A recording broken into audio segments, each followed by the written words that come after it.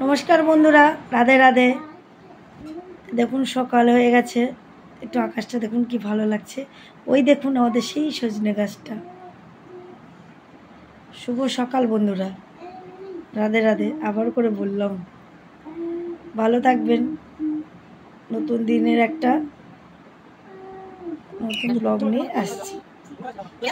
এই দেখুন সকালের শুরুতেই বসে দিয়েছি চার্জ নিতে। চার্জটা নেওয়া হয়ে গেল। চা আর কি জানেন তো, চায়ের একটু নেশা আছে আমাদের। আমার তো একটু খেতেই হবে, সেই ছোটোবেলা থেকে ঠাকুমার সঙ্গে খেয়ে খেয়ে বশ হয়ে গেছে। চা তো আমাকে একটু খেতেই হবে। তারপরে আমি এদিকে রেডি করতে যাচ্ছি কাজবাজ করে। আর মা যথারীতি আজকে বৃহস্পতিবার বাসনগুলো বেজে নিচ্ছে। এই যে আমি রেডি হয়ে আমার পুত্র দেবতাকে নিয়ে আমি বেরিয়ে গেলাম ও স্কুলের উদ্দেশ্যে। কিছুটা এগিয়ে এসে আজকে অবশ্য ভ্যান পেয়ে গেছিলাম, খুব একটা কষ্ট হয়নি। এই মামাকে স্কুলকে ঢুকিয়ে দিলাম, দিয়ে আবার ওর পাপা আমাদেরকে নিতে এসেছিলো। আমি আবার স্কুলে চলে এসেছিলাম, আজকে আমার সবাইকে আসেনি, দেন আমি আবার স্কুলে চলে এসেছিলাম। আবার ওর পাপা ওকে আনতে গেছিলো। দেখুন আমিও গেছিলাম, কারণ আমাকে একটু মিটিংয়ে যেতে হবে। ওর পাপা আমাকে ছেড়ে দেবে, দিয়ে ওর ছেলেকে নিয়ে বাড়ি যাবে। এই দেখুন ওর পাপা যখন এই ডাবটা খাটছিল, একটা দিদিও এসছিল।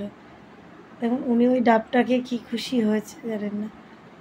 এবার ওর বাবা দিতে গেল, আমি ভাবছি তোমার দেরি হয়ে যাবে, মামাইকে স্নান করানো হবে। এবার আমার সঙ্গে আমার জন্য যদি আবার আমাকে নিয়ে মিটিংয়ে দিতে যায় তাহলে দেরি হয়ে যাবে। তাই আমি আবার একটু বাসে উঠে গেলাম। বাসে উঠে আমি চলে গেলাম এমপিআর মিটিংয়ে। বাসে আমি একা না, অনেকেই আছে বন্ধুরা। এই যে আমি যথারীতি চলে এসেছি তরুছায় আমার এমপিআর মিটিংয়ে। মাসের একটা দিন আমরা তো সবাই মিলে এখানে মিটিংয়ে আসি। কাগজপত্র আমাদের পুরো মাসের জমা দিতে হয়, খাতাপত্র। এই যে আমাদের সুপারভাইজার ম্যাডাম, এই যে আমার সব সহকর্মীরা।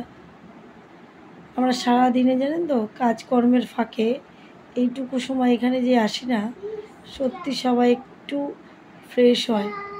ফ্রেশ হয় মানে সবার একটু ভালো লাগে, আনন্দ লাগে। সবার সঙ্গে কথা হলে দেখবেন, মজা হলে একটু ভালো লাগে। মানে মানুষের সঙ্গে কথার আদান প্রদান হলে, মানুষ মনের কথা যদি বলতে পারে তাহলে ভালো লাগে।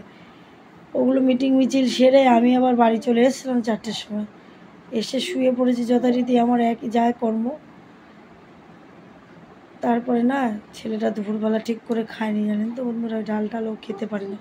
তাই সন্ধেবেলায় আমি চলে গেলাম একটুখানি বাজারে, দেখলেনি তো মাংস নিলাম, নিয়ে বাজার করে বাড়ি আসলাম। এসে একটু চা করে নিলাম। চাটা খেয়ে আবার চার্জ নিয়ে নিলাম, নিয়ে আবার শুরু হয়ে গেল। এই দেখুন একটু পেঁয়াজ, টমেটো, আলু কেটে একটু ভাপ দিতে দিয়ে দিয়েছি। আলুটা ওই পাশে, ওই চাটা খাবো। এই দেখুন ভাপ দিয়ে দিয়েছি।